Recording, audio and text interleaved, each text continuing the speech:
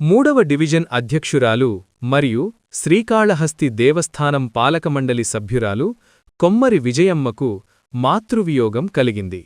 నగరంలోని మూడవ డివిజన్ జాకీర్ హుస్సేన్ నగర్లో నివాసముంటున్న విజయమ్మ తల్లి బంగారమ్మ ఇటీవల వృద్ధాప్యంతో కన్నుమూశారు. ఈ విషయం తెలిసిన వెంటనే రాష్ట్ర పురపాలక, పట్టణాభివృద్ధి శాఖ మంత్రి డాక్టర్ పొంగూరు నారాయణ సతీమణి రమాదేవి శనివారం వారి నివాసానికి చేరుకున్నారు. ముందుగా బంగారమ్మ చిత్రపటానికి రమాదేవి పూలమాలలు వేసి ఘనంగా నివాళులర్పించారు. అనంతరం పుత్రశోకంతో ఉన్న కొమ్మరి విజయమ్మను, వారి కుటుంబ సభ్యులను పేరుపేరునా పరామర్శించి ఓదార్చారు. తల్లిని కోల్పోవడమనేది ఏ బిడ్డకైనా తీరనే లోటని, ఈ క్లిష్ట సమయంలో ధైర్యంగా ఉండాలని కోరారు. మంత్రి నారాయణ కుటుంబం ఎల్లప్పుడూ మీకు అండగా ఉంటుందని, ఏ అవసరం వచ్చినా తమను సంప్రదించాలని విజయమ్మ కుటుంబ సభ్యులకు రమాదేవి భరోసా ఇచ్చారు. బంగారమ్మ ఆత్మకు శాంతి చేకూరాలని ఆమె ప్రార్థించారు.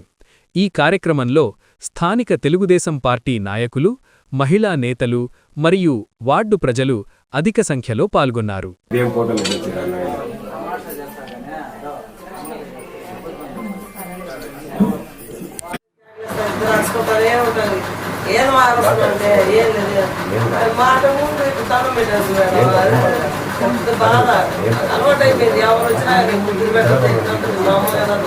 అసలు ప్రతి ఒక్కరు నాకు ఫేవరెట్ అయిపోయింది.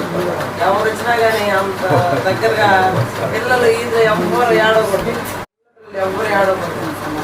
ఆమె దెబ్బ కూడా భయపడతారు. అమ్మ మీ అమ్మ అసలు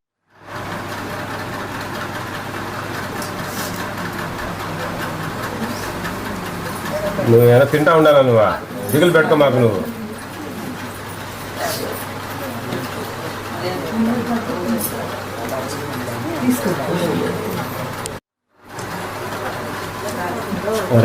వస్తుంది మేడం, వస్తా బయటకు ఫోటోలు అన్నీ కూడా తీసి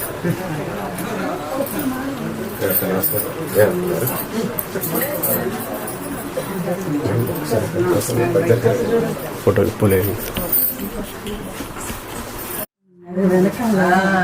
అన్ని ఆ ఫోటోలు ఉన్నాయి. మేము అసలు ఆమె దగ్గర సపరేట్ మేము ఆ తవద్దని మేము ఎందుకు కొనుక్కోవాలి. వెళ్ళినప్పుడల్లా ఎక్కడెక్కడ పోయారు 10-15 రోజులు షిరిడి పోయించారు.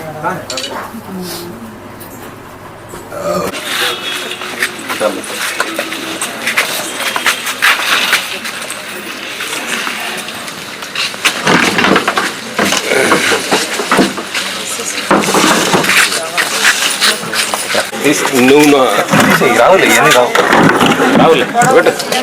ఇటు వచ్చేసేయండి అక్క, నువ్వు ఇటు రాక్క, ఈ సైడ్ రండి.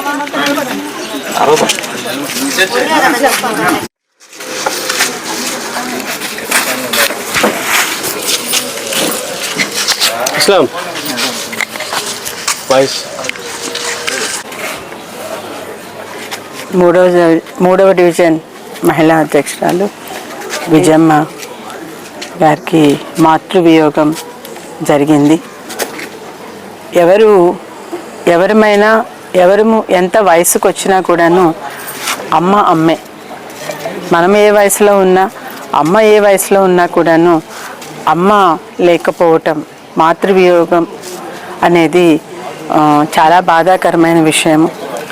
సో ఈ సందర్భంగా పెద్ద వయసు కూడా కాదు విజయమ్మ వాళ్ళ అమ్మగారిది, కేవలము 67 సంవత్సరాలు మాత్రమే.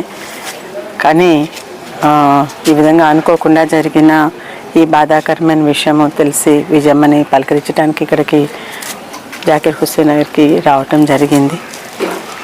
ఈ బాధా సమయంలో మేమందరం ఉన్నాం విజయమ్మ అని భరోసా ఇచ్చడానికి రావటం జరిగింది. ఆమె పవిత్ర ఆత్మకి శాంతి చేకూరాలని భగవంతుణ్ణి మనస్ఫూర్తిగా కోరుకుంటున్నాను.